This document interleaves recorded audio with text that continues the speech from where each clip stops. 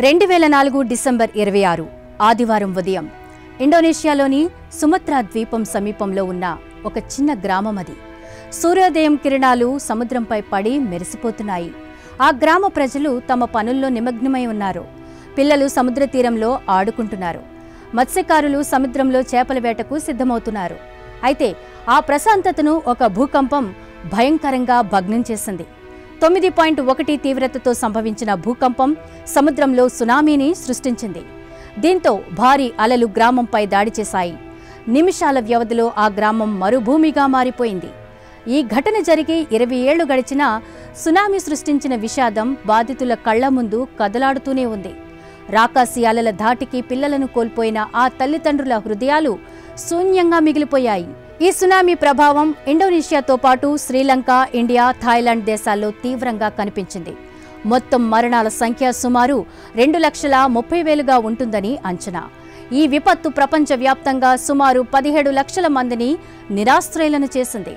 Richter స్కేలుపై 9.1 నుండి 9.3 మధ్య తీవ్రతతో భారీ భూకంపం రావడంతో సముద్ర గర్భంలో భూమి 10 నిమిషాల పాటు కంపిస్తూనే ఉంది. ఆ కారణంతోనే సముద్రపు అలలు రాకాసి రూపం సంతరించుకున్నాయి. తీర ప్రాంతాలను క్షణాల్లో చుట్టుముట్టాయి. అమెరికా, యూకే, అంటార్కిటికా తదితర ప్రాంతాల్లో కూడా అలలు ఎగసిపడ్డాయి.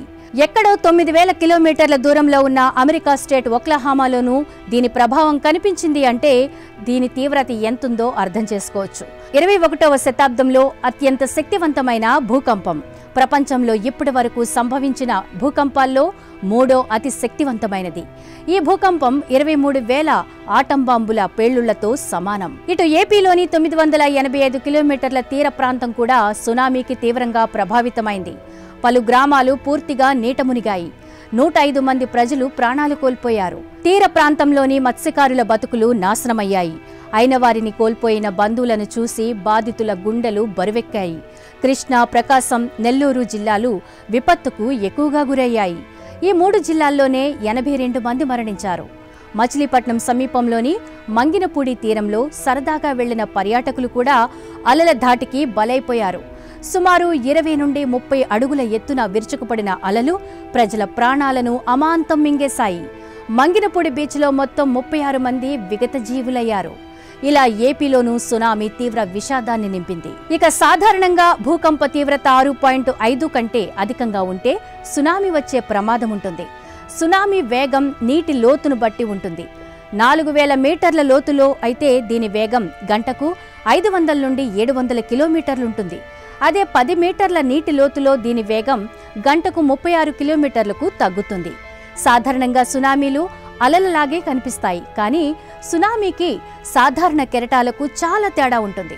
కెరటాలు గాలి వల్ల లేచి 5 నుండి 20 సెకండ్లలో పూర్తవుతాయి. అయితే సునామీ అలా కాదు. 5 నిమిషాల నుంచి దాదాపు గంటన్నర వరకు ఉంటుంది. ఈ రాకాసి అలలు కలిగించే నష్టం కూడా తీవ్ర స్థాయిలోనే ఉంటుంది. 2004లో వచ్చిన సునామీ వల్ల వాటిల్లిన విధ్వంసమే దీనికి ఉదాహరణగా చెప్పుకోవచ్చు.